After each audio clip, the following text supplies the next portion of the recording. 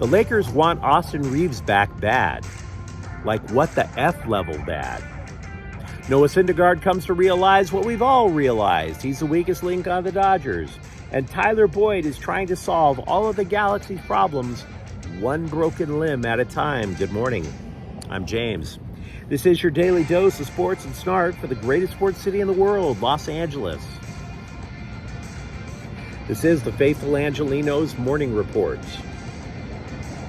It is June 2nd, 2023, still stuck over in Tulsa, Oklahoma. I said, what the F, because there's a lot of churches in this here state. But I want to start off by thanking you guys once again. We've passed the 400 subscriber mark over at Faithful Angelenos.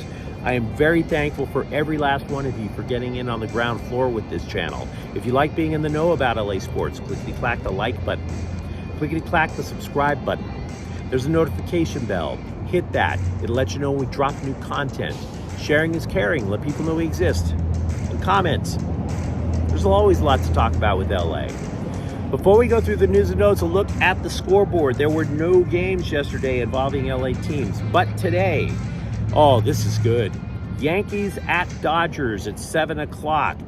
It is not just good because it's a rivalry that has spanned generations. It's good because they are both good right now. The Dodgers and Yankees had the second and third best records in Major League Baseball in May. Tonight, it's going to be Clayton Kershaw, 6-4 with a 3.32 ERA. Luis Severino for New York, no record but 1.59 ERA. And the Sparks are going to be playing in Phoenix at 7 o'clock, so there's that. How committed are the Lakers to keeping Austin Reaves? The guy's played pro ball for what, 2 years? He hit the wall in his rookie year. Yeah, he had a terrific end last year. But according to the Athletics' Jovan Buha, quote, the Lakers are going to match any contract offer sheet that he signs up to $100 million, unquote. It was only a couple of weeks ago that the idea of keeping him was only going to be $100 million. $100 million. I'm not saying he sucks, not at all. I'm just flabbergasted. The guy hit the wall as a rookie.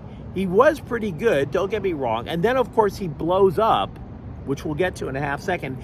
And the market might be as much for this guy as $100 million. $100 million. Quote, continuing from Buha, the Lakers view him as the third best player on the team. I think that's fair. If you look at the postseason he stepped up big time and was basically an 18-5-5 guy. There were several reasons as to why the Lakers made that second half run. Maybe the biggest factor overall is Austin Reaves, unquote. Now, I can't dispute that. All I'm saying is it went from $50 million to $100 million. Like that. That is nuts. Let me know what you think in the comments thread, of course. Noah Syndergaard, meanwhile, admits he is the weakest link on the Dodgers. Now, if you recall, his latest loss was Wednesday to the Washington Nationals.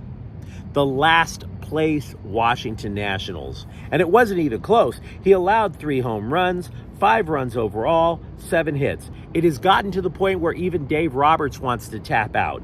He will not commit to another start for Syndergaard, who was once considered one of the most intimidating pitchers in the game.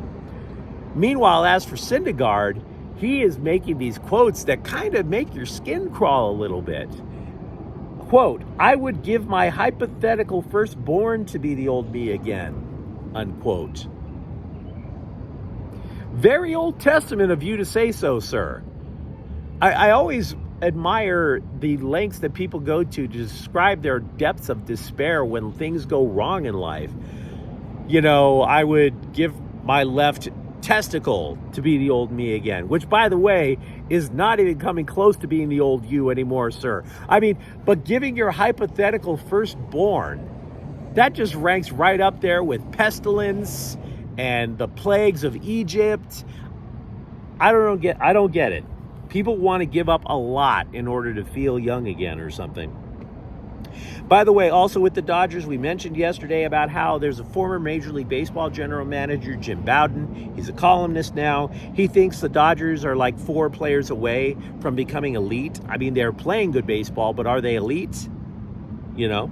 And one of the positions that he mentioned was shortstop, but I have a question for you. What if the shortstop is already on the roster? What if it's Mookie Betts? They went to Andrew Friedman, the Orange County Register did, and Andrew Friedman said that having Betts there gives the Dodgers great flexibility in trades. Quote, let's say we get to a point in July where we feel like we need to add a bat. It opens up a realm of options of what we can target, unquote. He's kind of right there, but they always thought the idea of playing Betts in shortstop long-term was risky. Maybe they're willing to roll the bones. Also yesterday, we talked about the Dodgers, how they have an insatiable appetite for drafting pitchers who can't find the plate. Now they've agreed to upgrade their game to trading for pitchers who can't find the plate. They've acquired Ricky Venasco from Texas for Luis Valdez. LA, to make room for Venasco, they designated reliever Zach Birdie for assignment. Now, Venasco's fastball reaches 90 miles an hour, but he's allowing walks at an alarming 12.7 walk rate. 12.7%. They think they can fix him. We'll have to see. Tyler Boyd, of course, scored the game-winning goal for the Galaxy a couple of nights ago.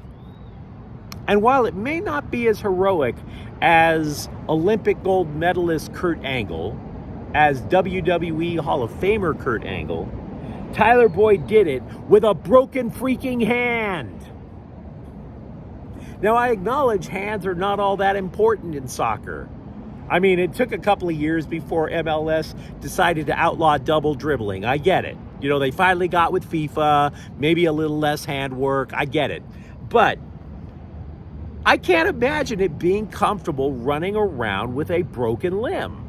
And not only did he do it, he won the bleeping game.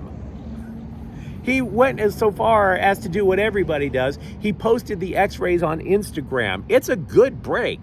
Oh, if you're going to break your hand, that's a pretty good, solid break, sir. Well done.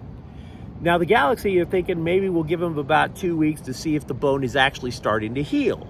If it doesn't start to heal after 10 days to 2 weeks, they're going to probably have to have surgery.